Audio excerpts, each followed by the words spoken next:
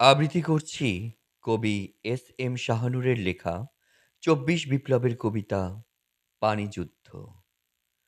বিশ্ব দেখেছে অস্ত্র ছাড়া এক যুদ্ধ। রিক্ত হাতে বিজয়ী বীর শহীদ মুগ্ধ।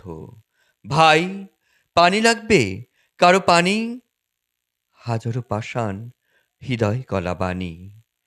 ঘৃণার বারুদের গন্ধে টুটে যত ফাঁদ, স্লোগানে কাঁপে স্বৈরাচারীর প্রাসাদ। অধিকার সংগ্রামের পথে পথে পানি, মনে পড়ে কারবালার ফুরাত কাহিনী।